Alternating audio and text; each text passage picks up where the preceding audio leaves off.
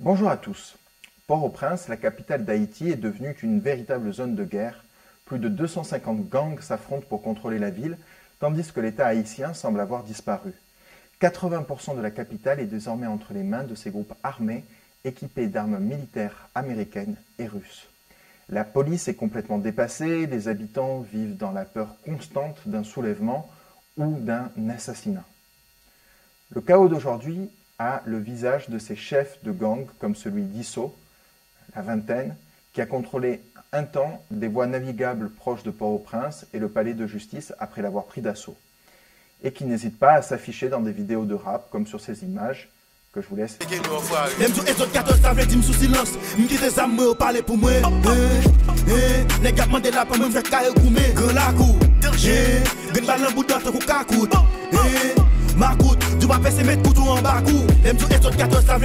Et il n'est pas le seul gangster à s'afficher aussi publiquement. Jimmy Cherizier, surnommé Barbecue, un ancien policier qui dirige l'alliance G9, tente d'unir des gangs autrefois rivaux dans une guerre ouverte contre les institutions. Leur objectif n'est ni plus ni moins que de renverser le gouvernement provisoire haïtien. Entre janvier et mars 2024, au moins 2400 personnes ont été assassinées et cette année, ce sont près de 3000 personnes qui ont été enlevées et la situation sanitaire de la population continue de se dégrader avec une épidémie de choléra. Et pourtant, Haïti fut l'un des territoires les plus productifs, les plus stratégiques et les plus importants du monde. Aujourd'hui, c'est la misère qui pousse des milliers d'Haïtiens à traverser le pont frontalier de Dajabón, en République dominicaine, dans l'espoir de vendre quelques objets, comme vous pouvez le voir derrière moi. Haïti, jadis la colonie la plus prospère de la planète, est donc devenu le pays le plus pauvre des Amériques. Comment une nation qui dominait le commerce mondial de produits comme le sucre, le café et le bois précieux a-t-elle pu connaître un tel déclin? Pourquoi et comment ce pays est-il devenu si pauvre? Nous allons tenter de répondre à cette question dans cette vidéo. Si bon Dieu ban l'esprit, c'est pour capable sembler. Si bon Dieu ban cœur, c'est pour capable aimer. Au XVIIIe siècle, Haïti, alors appelé Saint-Domingue, était un territoire d'une incroyable richesse. Le baron Winfred décrivait Cap-Français, aujourd'hui appelé Cap-Haïtien, comme une ville, je cite, où brillent l'or et les pierreries. À l'époque, cette colonie produisait à elle seule plus de richesses que toutes les colonies anglaises réunies et représentait les 2/3 du commerce français. Tenez-vous bien, si Haïti avait conservé cette même prospérité, elle aurait exporté en 2023 pour plus de 300 milliards d'euros de marchandises. En réalité, ces exportations sont 300 fois inférieures et son PIB avoisine à peine 38 milliards d'euros en 2023. Pour comprendre ce déclin spectaculaire, nous allons analyser les causes souvent avancées par les chercheurs, les médias et les acteurs politiques et voir pourquoi certaines explications, notamment celles reposant sur des facteurs géographiques ou climatiques, ne tiennent tout simplement pas. Alors, quelles sont les véritables raisons de cette chute vertigineuse? C'est parti. Si bon Dieu ban l'esprit, c'est pour capable sembler. Quand on parle de la pauvreté persistante d'Haïti, on entend souvent la même explication. Une sorte de malédiction naturelle. Tremblement de terre, ouragan, sécheresse, pluie diluvienne. Haïti serait condamné par un climat capricieux et une géographie défavorable. Mais cette vision est-elle vraiment juste? Peut-on réduire la misère d'un pays à des catastrophes naturelles? Il est vrai qu'Haïti n'est pas épargné. Comparé à son voisin, le pays subit des pluies plus rares, mais beaucoup plus violentes lors de la saison cyclonique. Ses sols surexploités pendant la colonisation sont moins fertiles et ses ressources en eau plus limitées. Ces facteurs géographiques sont un frein, c'est indéniable. Mais suffisent-ils à expliquer pourquoi Haïti est devenu l'un des pays les plus pauvres du monde? La réponse est bien évidemment, et vous en doutez, non. Ce n'est pas la géographie qui détermine le destin d'un pays, mais les choix de leur société. Haïti et la République dominicaine partagent une frontière, une géographie similaire, pourtant leurs trajectoires historiques et économiques sont diamétralement opposées. Si la géographie était un facteur déterminant, alors dites-moi pourquoi le Japon, par exemple, archipel pauvre en ressources naturelles, figure parmi les nations les plus riches du monde. Le Japon subit lui aussi régulièrement des tremblements de terre, et même plus forts que ceux qu'a connus Haïti, des typhons et même des tsunamis. Pourtant, grâce à des investissements massifs dans l'infrastructure, la recherche et une gestion rigoureuse, il s'est bâti un avenir prospère. Haïti, en revanche, n'a pas su construire une économie résiliente.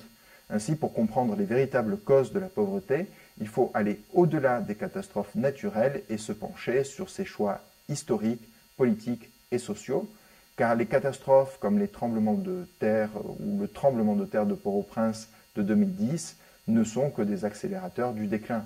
Elles ne font qu'accentuer des faiblesses préexistantes de l'économie haïtienne. Si bon Dieu ban l'esprit, c'est pour capable sembler. Alors, une autre des explications qui a été avancée pour justifier la pauvreté d'Haïti repose sur son histoire coloniale et en particulier sur la question de la dette d'indépendance imposée par la France en 1825. Pour obtenir sa liberté, Haïti dut verser 150 millions de francs or, une somme astronomique équivalente à peu près 300% de son revenu de l'époque. Ce fardeau financier, étalé sur plus d'un siècle, détourna une partie des ressources de l'État, limitant sévèrement les investissements dans l'éducation, les infrastructures et l'industrie. Mais alors, est-ce que ce niveau d'endettement était insurmontable? Eh bien, pas forcément. L'Allemagne, après la Première Guerre mondiale, en est un bon exemple. Les réparations du traité de Versailles, c'était 132 milliards de marks or. Oui, c'est bien plus que ce qu'Haïti devait payer, et même en prenant en compte la richesse des deux pays. Pourtant, malgré la crise de 1929 et les destructions de la Seconde Guerre mondiale, l'Allemagne a continué son développement et est toujours restée l'une des principales puissances économiques mondiales. Comment? Grâce à des réformes audacieuses, un secteur privé dynamique et des investissements dans l'industrie.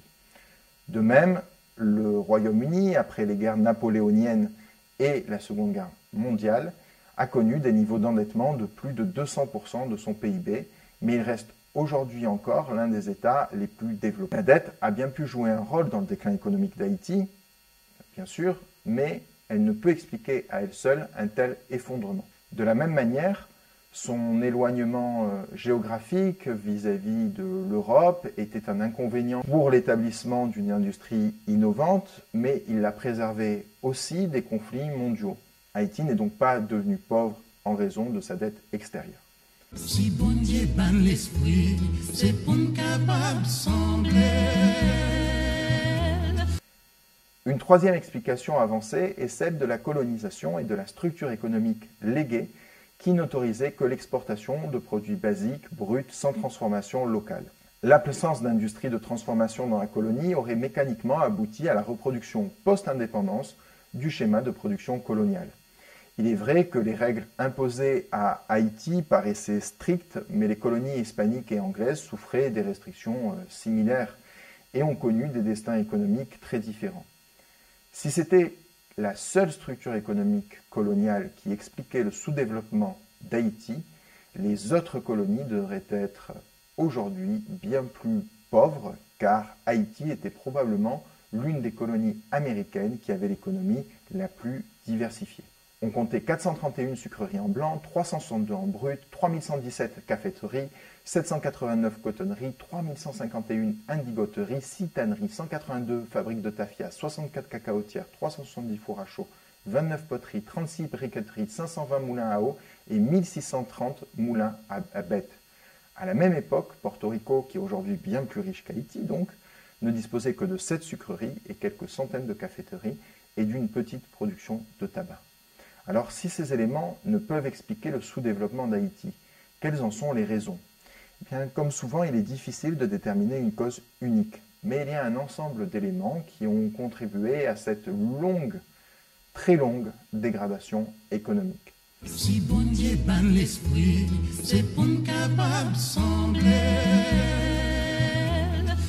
L'une des raisons de ce déclin est probablement la polarisation politique induite par un esclavage massif. Haïti est la région qui a connu la plus forte proportion d'esclaves dans sa population. On estime qu'en 1788, il y a 600 000 esclaves noirs pour 30 000 blancs. Il y a bien sûr des hommes de couleur libre et des métis, mais ils sont moins nombreux que dans les autres colonies. Cette violence extrême, enracinée dans des décennies d'oppression et de brutalité, va marquer profondément la société haïtienne. Les guerres d'indépendance, loin de simplement renverser un régime colonial, aboutissent à une fracture sociale durable, empêchant toute véritable réconciliation nationale. Les anciens esclaves, désormais libres, se méfient des élites, tandis que les anciennes classes dominantes, lorsqu'elles ne fuient pas l'île, tentent de préserver leurs privilèges en exploitant les failles du jeune État. Cette méfiance mutuelle va laisser un vide institutionnel majeur. Les structures de gouvernance, déjà fragiles, ne parviennent pas à se consolider. Les institutions inclusives, qui auraient pu permettre un développement économique et politique durable, n'émergent pas dans ce contexte de division et de rancune. Haïti se retrouve, dès ses premiers jours d'indépendance, plongé dans un cercle vicieux d'instabilité politique, de coups d'État, de vengeance et de lutte de pouvoir. La seconde raison réside probablement dans une soif d'égalité si ardente qu'elle dépasse celle observée dans d'autres nations. Et c'est là tout le paradoxe. Cette soif d'égalité, née des chaînes brisées et des cicatrices laissées par l'esclavage, aurait pu devenir un levier de prospérité, comme ce fut le cas pour les révolutions européennes. Mais en Europe, les constitutions issues de la Révolution française consacrèrent l'égalité des droits et non celle des conditions. Elles abolirent les privilèges sans abolir la propriété privée. Elles sanctifièrent le mérite individuel tout en démantelant les entraves régionales et commerciales. L'Europe, en un souffle, libéra ses peuples des traditions paralysantes pour ouvrir la voie à l'initiative individuelle. En Haïti, l'horreur de l'esclavage donna naissance à une révolution plus absolue, plus brutale, qui rappelle un peu la révolution prônée par Gracchus Babeuf en France. L'égalité des droits n'y suffisait pas, il fallait balayer le passé, effacer jusqu'aux vestiges d'un ordre colonial oppresseur. Ainsi furent adoptées les lois visant l'égalité des conditions, jetant une ombre sur la propriété privée, perçue comme l'instrument par lequel les élites blanches, créoles ou métisses ou affranchies avaient bâti leur domination. La révolution de Toussaint Louverture laissa la place à celle de Dessalines, qui ordonna l'assassinat des 3000 à 6000 derniers colons français et remit en cause l'inviolabilité de la propriété privée. Si la Constitution haïtienne de 1805 garantit en son article 6 l'inviolabilité de la propriété privée, les articles 7 et 12 en limitent grandement la portée en excluant les émigrés, les naturalisés et les blancs de ce droit, et les dispositions générales stipulent que les biens ayant appartenu à un blanc français seront confisqués au profit de l'État. Surtout, les vastes plantations coloniales furent souvent divisées en petites parcelles, redistribuées sans titre de propriété clairement établi.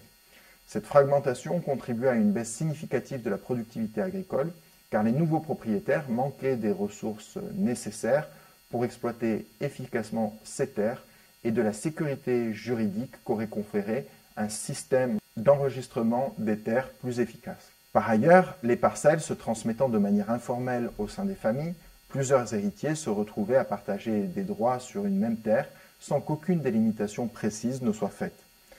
Mais cette explication ne suffit pas à elle seule à expliquer la pauvreté contemporaine d'Haïti. Au début du XXe siècle, le pays restait avec un revenu moyen en Amérique latine et encore en 1969, le PIB par habitant d'Haïti était sensiblement le même que celui de la République dominicaine. La République dominicaine était d'ailleurs au XIXe siècle bien moins riche que la partie occidentale de l'île et avait d'ailleurs été colonisée par Haïti. Près de 60 ans plus tard, le PIB par habitant de la République dominicaine n'est non seulement plus le même, mais il est près de 8 fois supérieur à celui de son voisin. L'origine de cette pauvreté extrême n'est donc pas à chercher dans une époque trop lointaine. Si bon Dieu ban l'esprit, c'est pour nous capable sembler.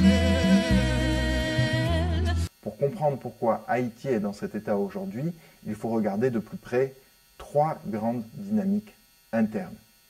La première, la concentration du pouvoir entre les mains d'une élite restreinte qui favorise les monopoles. La deuxième, l'évolution des groupes paramilitaires en gangs violents. Et la troisième, c'est la nature autocratique des dirigeants haïtiens. Et surtout, il est essentiel de souligner que les élites locales ont souvent utilisé l'étranger comme bouc émissaire pour masquer leurs propres responsabilités. Depuis son indépendance, Haïti a été gouverné par une élite économique et politique qui a tout fait pour conserver le pouvoir et les richesses. Ce n'est pas seulement un héritage colonial, c'est une stratégie active. Après l'indépendance, les grandes plantations coloniales qui auraient pu être redistribuées à tous sont restées entre les mains d'une poignée d'hommes influents liés au pouvoir étatique et n'investissant pas assez dans le tissu économique du pays. L'État haïtien, plutôt que de servir ses concitoyens, est devenu un outil pour protéger les privilèges de cette élite. Prenons les régimes de François et Jean-Claude Duvalier qui ont gouverné entre 1957 et 1986. Des millions d'aides internationales ont été détournées pour enrichir les proches du pouvoir, tandis que le pays s'enfonçait dans la misère. Des monopoles publics et privés ont été octroyés au soutien du régime. Enfin, pour s'assurer du soutien de leurs fidèles, les autocrates ont fondé un dangereux système para-étatique de milices privées, les tontons macoutes. Les gangs qui contrôlent aujourd'hui une grande partie d'Haïti ne sont pas apparus par hasard. Leur histoire remonte au régime autoritaire où les groupes armés étaient utilisés pour réprimer l'opposition. Sous François Duvalier, les tontons macoutes étaient une milice personnelle chargée de terroriser la population et d'éliminer les opposants. Ce modèle a non seulement renforcé le pouvoir autoritaire des Duvalier, mais a aussi posé les bases d'une militarisation du crime en Haïti, dont les gangs actuels sont les héritiers. En effet, après la chute des Duvalier en 1986, ces groupes armés n'ont pas disparu. Abandonnés par l'État, ils se sont transformés en gangs criminels.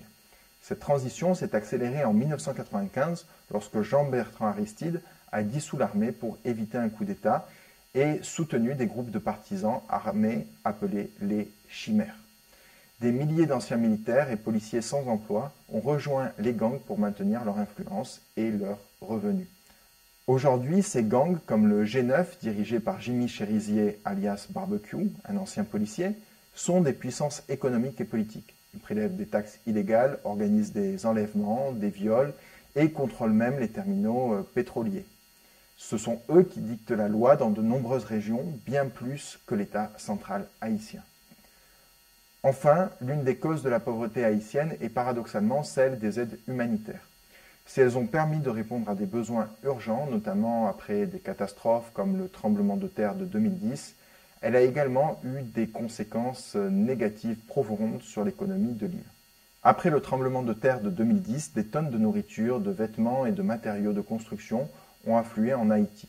Si cette aide était vitale à court terme, elle a rapidement saturé le marché local, rendant les produits locaux non compétitifs. Par exemple, les agriculteurs haïtiens, incapables de rivaliser avec le riz subventionné importé des États-Unis, ont vu leurs revenus chuter, poussant beaucoup d'entre eux à abandonner leurs terres. Les vêtements et les dons se sont vite retrouvés vendus sur les marchés binationaux entre la République dominicaine et Haïti, favorisant les activités de revente et détruisant les industries textiles productives locales. La pauvreté d'Haïti ne résulte donc pas uniquement de facteurs externes. La concentration du pouvoir, l'évolution des groupes paramilitaires en gangs et la gouvernance autoritaire sont au cœur du problème. Ces dynamiques internes, soutenues par une élite locale qui préfère blâmer l'étranger plutôt que de se réformer, ont empêché Haïti de développer des institutions solides et inclusives. Pour sortir de cette impasse, Haïti devra affronter ses propres faiblesses, briser les monopoles économiques, démanteler les gangs et réformer l'État pour qu'il serve enfin les citoyens. Ce sera difficile, mais l'histoire d'Haïti, celle d'un peuple qui a vaincu l'esclavage et a su résister à des armées développées, montre que rien n'est impossible